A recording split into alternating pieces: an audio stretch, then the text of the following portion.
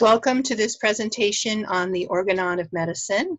This is an introduction for people who are interested in learning about this most famous and really interesting and wise book that defines classical homeopathy. I first read the Organon back in the late 80s, I think, when I was considering becoming a homeopath, and I was just so impressed by the practicality, the elegance, the kind of smoothness of the system, the way that it really describes a whole method of healing from start to finish, from the preparation of medicines to how to understand what healing actually is, to all the steps of administering medicines and evaluating whether a person is actually healing or getting worse. It was just an amazing experience to read it the first time. And so for those of you that are reading it for your first time, I'm giving this little introduction. One thing I'll mention is that Andre Sain, Dr. Andre Sain, a very wonderful naturopath in Canada and very wonderful homeopath, has said that when you're a student of homeopathy, you should read the Organon at least twice a year. And when you're a practitioner, you should read it at least once a year. And I have to say, I don't read it cover to cover every year. I read everybody's study questions on it all the time, so it keeps refreshing my memory. But I do know that my understanding of this book seems to deepen the more I understand people and healing and homeopathy. Hold on a sec. I want to make sure everybody's muted so that we can have good sound here. Okay.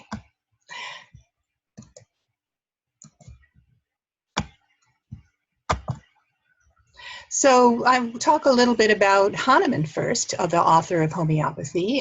He was born in 1745 and died in 1843.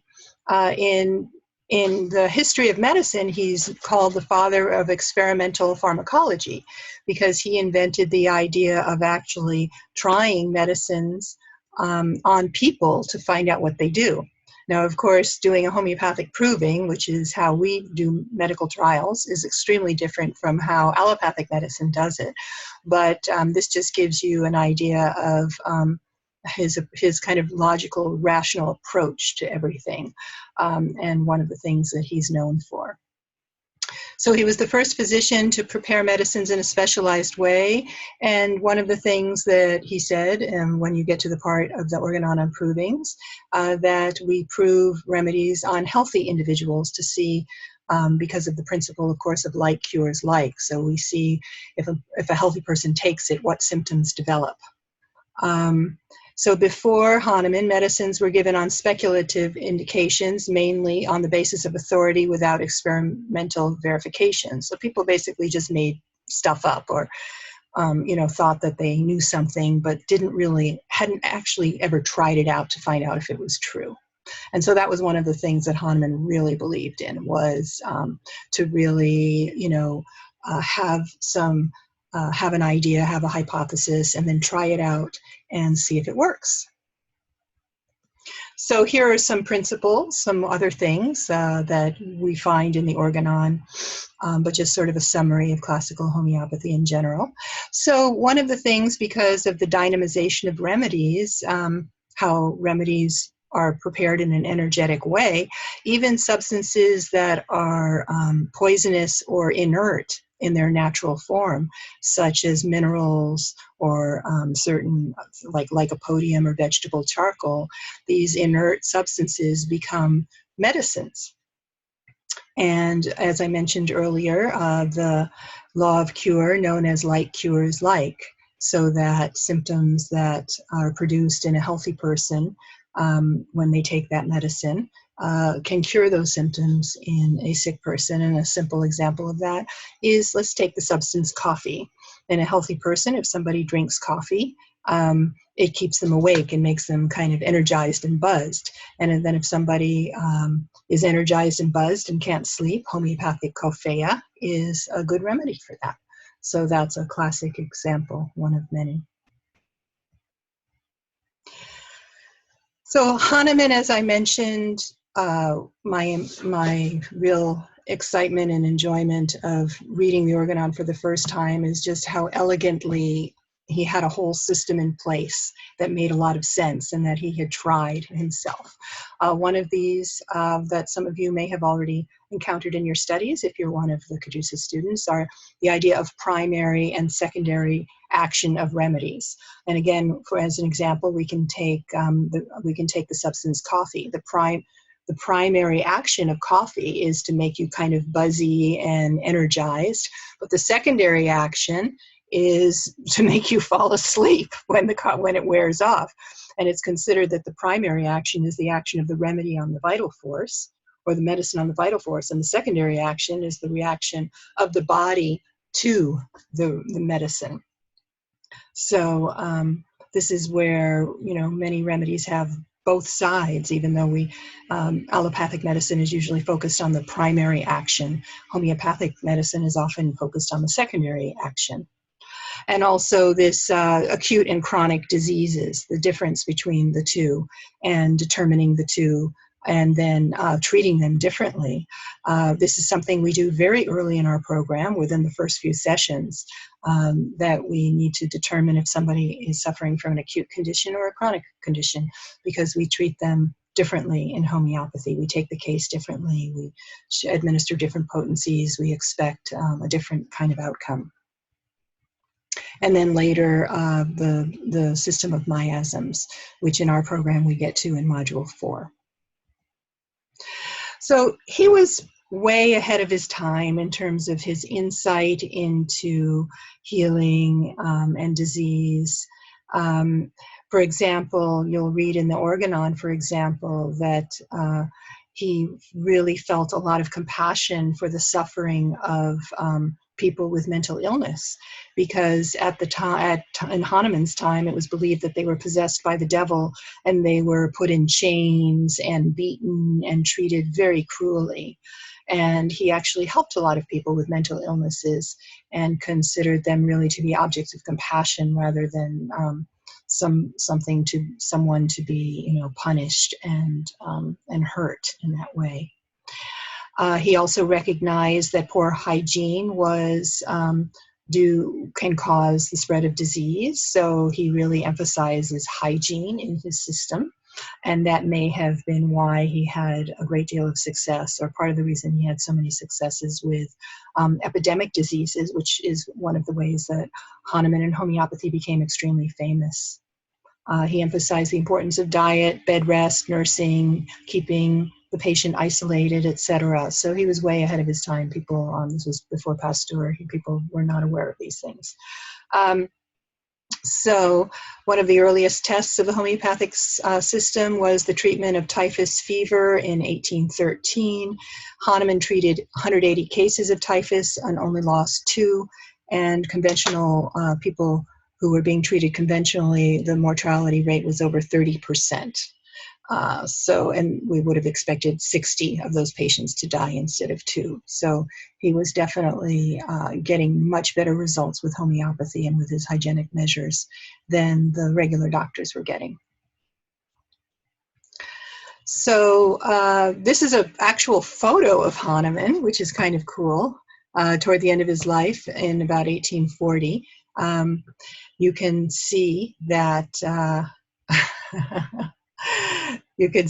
he was a very strong person, and he was in his 80s during this time. He treated many, many kinds of conditions that all the best doctors in Europe couldn't treat, and became very, very famous for being such a great doctor.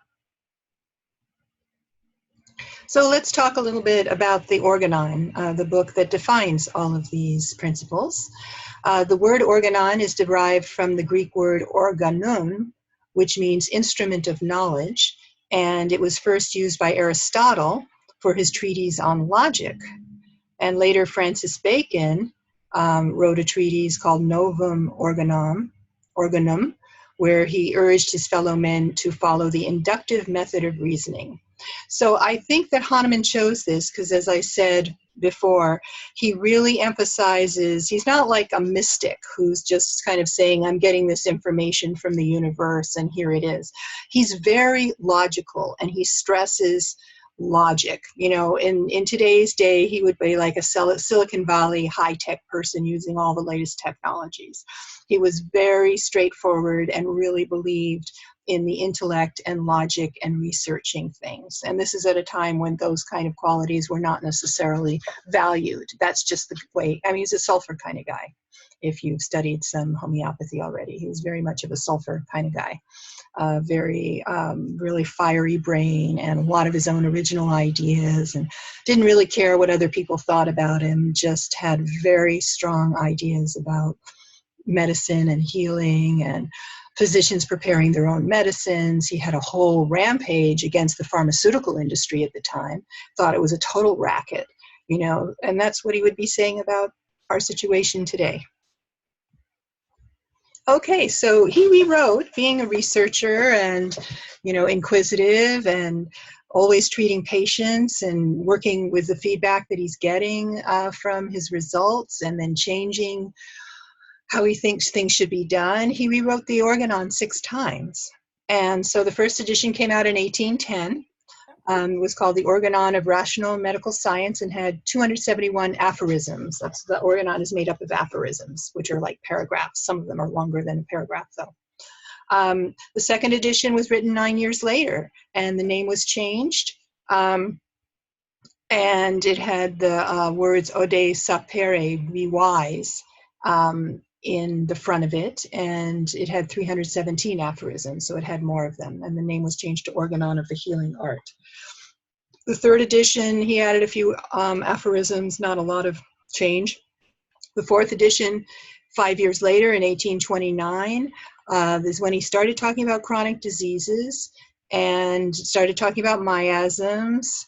And that was when he was developing his theory of miasms, and eventually, you know, also wrote another book called Chronic Disease, which we study in our program in Module 4.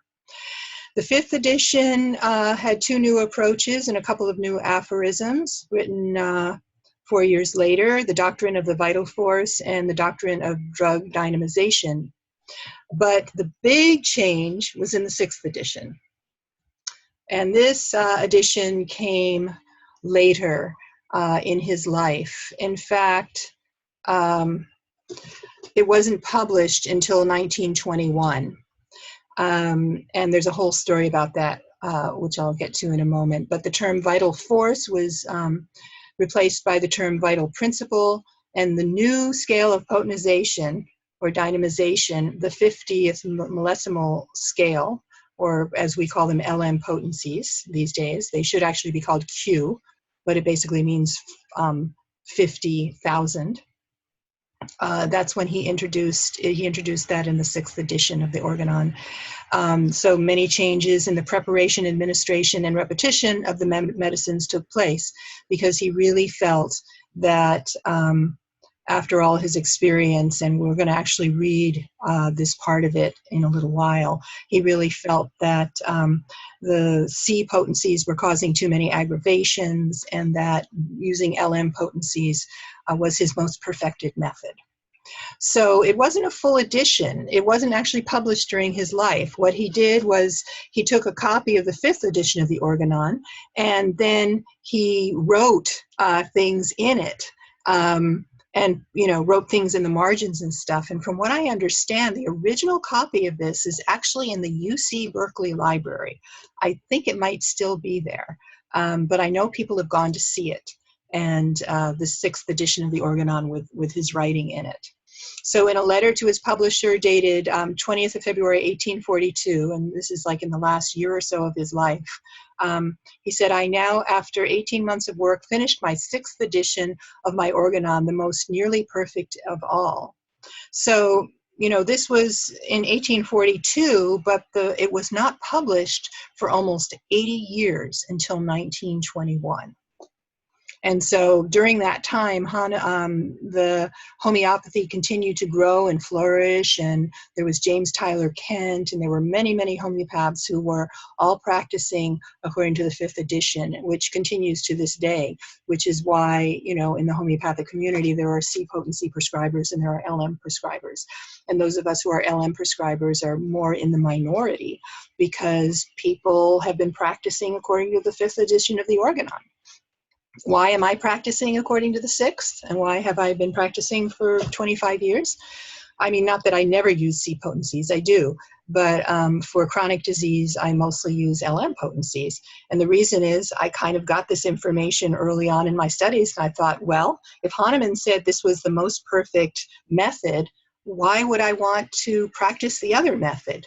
So I started off right off the bat, even though none of my teachers used LM potencies, I just decided this is the way to go, and that's what I've done for 25 years. So what happened? Why? We don't really know. There's different kinds of speculation, but basically Hahnemann in his last years of life, and I don't have all these dates, I don't remember all these dates, and I don't have a copy of this book with me, but The Homeopathic Love Story, it's a wonderful book. It's really enjoyable. And in his later years, he met a wonderful French woman who was much younger than he was. And he had a whole new lease on life after, I think, his first, you know, he had a German wife and lots of kids and went through all of that. I think she died. Wasn't like any big dramatic thing, but you know, eventually this woman came into his life and was his second wife and was the light of his life. And he just had this wonderful, joyful time in his last years in France with his new, young, energetic wife, who he considered to be one of his best students. And so he developed the whole 6th edition of the Organon during his time with her. And, you know, some people say she hid it because nobody would believe, you know, the changes that he made. Some people say she was trying to get money from the publishers and was holding it. I don't know. There are all these different theories. Nobody really knows. All we know is that for 80 years, this book wasn't the 6th edition of the Organon was not available until 1921. And that I highly recommend this story if you want to just kind of get some insight into Hahnemann. It's very lovely and entertaining, and you can find it in the usual bookstores. So there are 3 basic translations that are available of the Organon these days, English translations from the German. The one that I recommend to my students is the middle one, the Organon of Medicine, that is the Kunzli translation, Jost Kunzli. And it's the most straightforward, clear edition. The one that's most readily available is this one to your right, which is the Dudgeon and Borky edition. It's the 5th and 6th edition combined. And it's very wordy and convoluted. It's the one that you'll find online the most easily. In fact, when we get to the slides, I'm going to be showing you slides from this Dudgeon edition, and it's the one I had to study when I was in school because the Green Book hadn't come out yet. But as soon as the Green Book came out and I read that, I breathed a huge sigh of relief because I started to understand it. And the book to the left here, Wenda Brewster O'Reilly's book, is got a lot of valuable information in it. I don't find it as easy to understand, but it has a lot of extra valuable information. So I recommend to my students to get this middle one, the Kunzli edition. And if you want another one for some comparison, I would suggest getting the one on the left, the Wenda Brewster O'Reilly, which is the most recent of them. And people really do seem to enjoy that one quite a bit. I still find it a little bit too wordy. I really like the Kunzli, and you'll get a taste of it soon. Okay. So the Organon is divided into 2 major parts. One is the doctrinal part, which basically gives the theory of homeopathy. So in this part, we're talking about what is the mission of a physician and the highest ideal of cure. What does a physician need to know? What what is the knowledge of disease, the knowledge of drugs, the application of drug knowledge to disease. You can see how logical he is. You know, he covers things step by step. The knowledge of the choice of the remedy, different modes of treatment, superiority of homeopathic therapeutics. So that's the doctrinal part. Then the practical part, the 3 points which are necessary for curing, the classification of disease. This is where we talk about acute and chronic. So we talk about this very early in our program. We go into those aphorisms. How to take a case, how to know about medicinal power, the power of medicine's curative power, and drug provings, how to actually prove a homeopathic remedy. Those next two here. The most suitable method of employing medicine to a patient, how to give it to them, in other words. Allied support, preparation of medicines. This section here, 267 to 270, is the one that really changes in the 6th edition. Administration of medicines, that also changes. And then a couple of other extra things. Mesmerism. He talks about some other kinds of treatments like mesmerism, which was popular at the time. Magnetism and mesmerism. It was kind of like a hypnotism or something like that. So those are sort of adjunctive therapies, we could say. So we're going to jump now right into the Organon. And right off the bat, Hahnemann says, the physician's highest calling, his only calling, is to make sick people healthy, to heal, as it is termed. So that sounds like a very simple statement. Then he, in the notes, he goes into his rant. And I'm going to read you the rant from the Kunzli edition. It is not to weave so-called systems from fancy ideas and hypotheses about the inner nature of the vital processes and the origin of diseases in the invisible interior of the organism, on which so many fame-seeking physicians have wasted their powers and time. You can hear how he's really annoyed with what he sees around him. Nor does it consist of trying endlessly to explain disease phenomena and their proximate cause, which will always elude him. Nor does it consist of holding forth in unintelligible words or abstract and pompous expressions in an effort to appear learned so as to astonish the ignorant, while the world in sickness cries in vain for help. Surely by now we have had enough of these pretentious fantasies called theoretical medicine, for which university chairs have even been established, and it is time for those calling themselves physicians to stop deceiving poor human beings by their talk and to start acting instead, that is, really helping and healing. So I hope you enjoyed that as much as I do.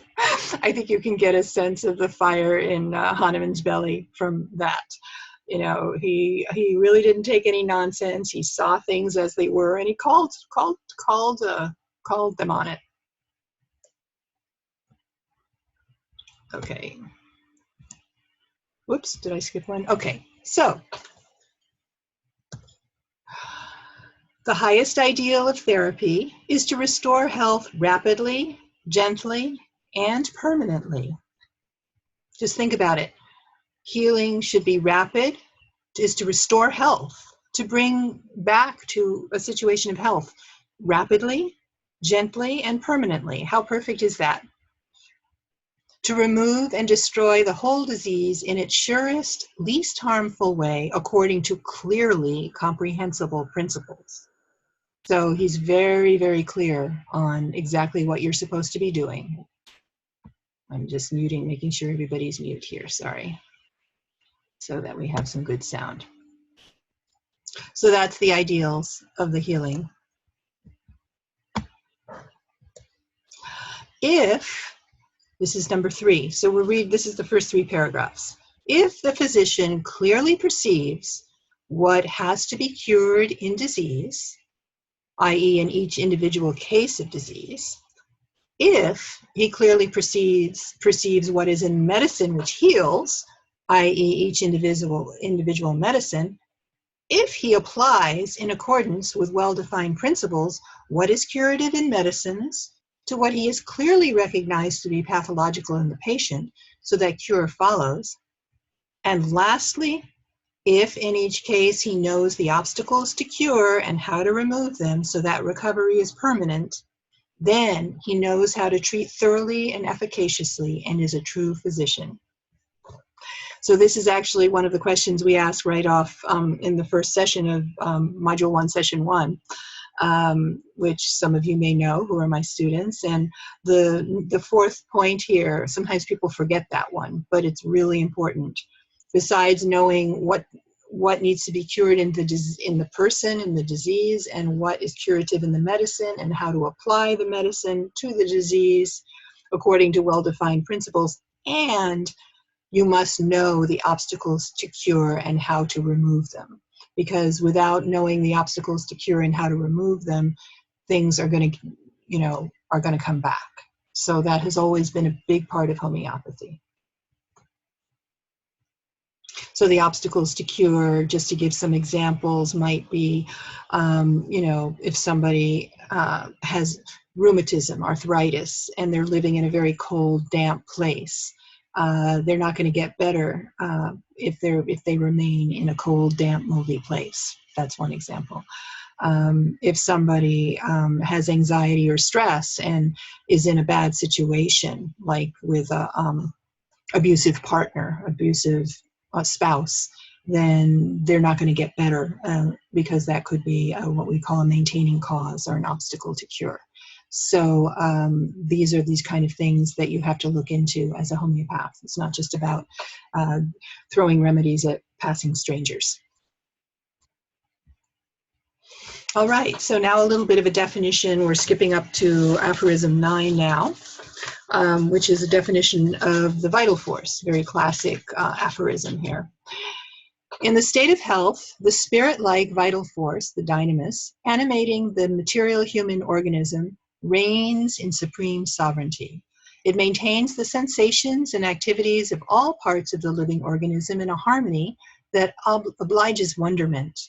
The reasoning spirit who inhabits the organism can thus freely use this healthy living instrument to reach the lofty goal of human existence.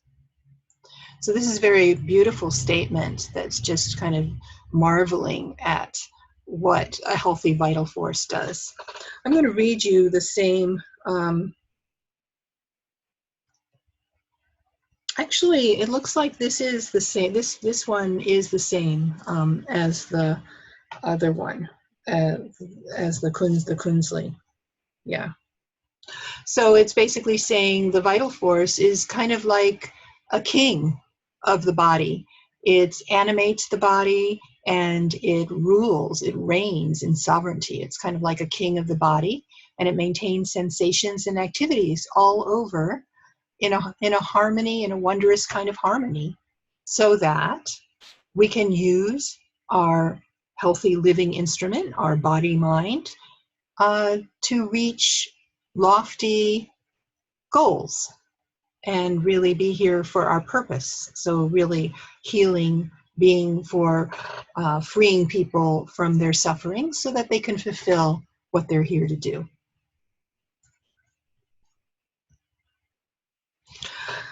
Now, skipping forward again, in our program, of course, we go step by step, but for this little presentation, I just decided to pick out some of the important ones so you have a sense of what the Organon is like. So this one is about how symptoms are the language of the vital force. And one of the questions I ask in our study questions is, how does the vital force express itself? Well, the answer is the vital force expresses itself through symptoms. Symptoms are the language of the vital force. So in the invisible interior of the body, the suffering of the pathologically untuned spirit-like dynamis, vital force, animating the organism, and the totality of perceptible symptoms that result and that represent the disease are one and the same. So the symptoms and the vital force are the same thing. The organism is indeed the material instrument of the life, but it is not conceivable without the animation imparted to it by the instinctively perceiving and regulating dynamis, just as the vital force is not conceivable without the organism. Consequently, the two together constitute a unity, although in our mind, although in thought, our mind separates this unity into two distinct conceptions for the sake of easy comprehension. So we like to think, oh, there's a vital force and there's a body, but actually the two are together. There really isn't any separation between the vital force and the body. And the only way that we can know that the body is sick or that there is a disease is by the expression of the vital force, which are the symptoms. So this is really the basis of homeopathy and why we take cases the way we do, because basically what we're doing is we're learning, we're trying to understand what is the vital force saying.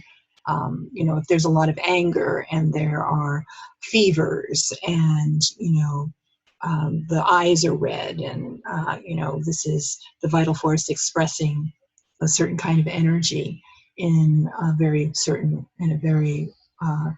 mind-body way. Anger, redness of the face, heat, throbbing, and, you know, that's an example where somebody might need belladonna when we match the symptoms of the vital force to a remedy. Working with the vital force, this is aphorism 16. Is it 16? Hold on. Yeah, 16. Our vital force as a spirit-like dynamis cannot be attacked and affected by injurious influences on the healthy organism caused by the external inimical forces that disturb the harmonious play of life, otherwise than in a spirit-like dynamic way, and in like manner. All such morbific derangements, diseases, cannot be removed from it by the physician in any other way than by the spirit-like dynamis, virtual alternative powers of the serviceable medicines acting upon our spirit-like vital force, which perceives them through the medium of the sentient faculty of the nerves everywhere present in the organism, so that it is only by their dynamic action of the vital force that remedies are able to reestablish and do actually reestablish health and vital harmony after the changes in the health of the patient cognizable by our senses, the totality of symptoms, have revealed the disease to the carefully observing and investigating physician as fully as was requisite in order for them to cure it. So that's quite a mouthful. And this again is the dudgeon. We're back to the dudgeon. The first few I had written in the Kunzli, but this one I put in the dudgeon version, which you can see is very wordy. I'm going to read the same thing now from Kunzli and then comment on it because I think you'll understand it a lot better. Kunzli says, outer malefic agents that harm the healthy organism and disturb the harmonious rhythm of life can reach and affect the spirit-like dynamis only in a way that is also dynamic and spirit-like. So he's saying diseases are on the dynamic level, and just as our vital force is on the dynamic level. So it's energy affecting energy, basically. The physician can remove these pathological untunements, diseases, only by acting on our spirit-like vital force with medicines having equally spirit-like dynamic effects that are perceived by the nervous sensitivity everywhere present in the organism. So the disease is on an energy level, the vital force is on an energy level, and the medicine also needs to be on an energy level. That's what he's saying here. So it is only by dynamic action upon the vital principle that remedies can restore health and the harmony of life after the perceptible changes in health, the totality of symptoms, have revealed the disease to the carefully observing and inquiring physician fully enough to be cured. So I think it's much clearer in this one that basically the remedies also need to act on the vital force in a dynamic way for healing and cure to take place. Is everybody hearing me okay? I'm just going to unmute one person. Carrie Ann, is everything okay? My screen, your video of you actually froze a couple of times. I don't know if it's my computer or it may be what was happening. I've been getting some messages that my connection is unstable. That's why I wanted to check in. But Oh yeah, you can hear me okay? I can hear you now. Yeah, it was just when you were reading the Kunzli Okay. paragraph 16. Yeah. Okay, thanks. Willa, your sound dropped out about 3 times. Oh, okay. Several minutes. Okay. At least on my end. Oh dear. Okay. Thanks for letting me know. Okay. All right. All right. So moving on here. Now, the last thing I really wanted to talk to you about in terms of the organon, this introduction, is the LM potencies, because this is really where things changed in the 6th edition. So according to the first directions, this is in a footnote to aphorism 270 in the 6th edition. According to the first directions, 1 drop of the liquid of lower potency was to be taken with 100 drops of alcohol.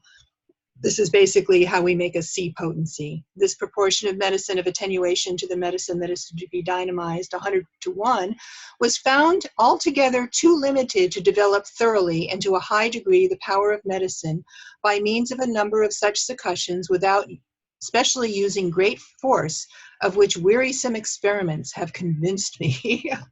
So he's saying he got really tired doing experiments, but he's absolutely convinced that the C potencies are not good because they're too limited to develop the power of the medicine. But if only 1 such globule should be taken, of which 100 weigh 1 grain, and dynamize it with 100 drops of alcohol, the proportion of 1 to 50,000 and even greater will be had. So this is explaining how to make an LM potency, which I'm not going to go into in a lot of depth right now.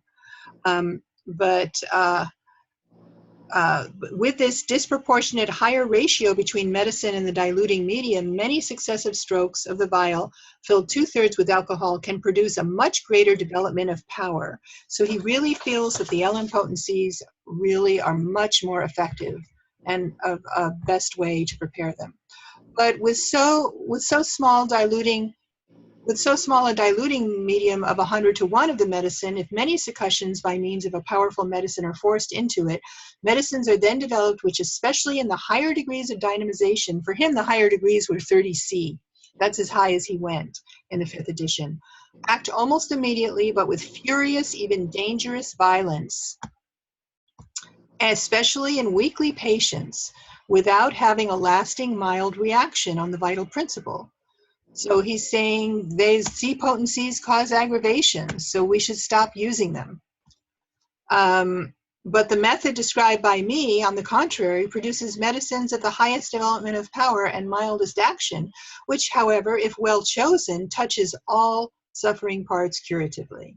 So he's saying, and this is why, you know, when I was back in school in the late 80s and early 90s, and I read the 6th edition of the Organon, and he says, C potencies are causing aggravations. LM potencies work much better. That's why I thought, why would I want to practice with the C potencies? So I worked from then, started working with LMs instead, or Qs as the more appropriate term.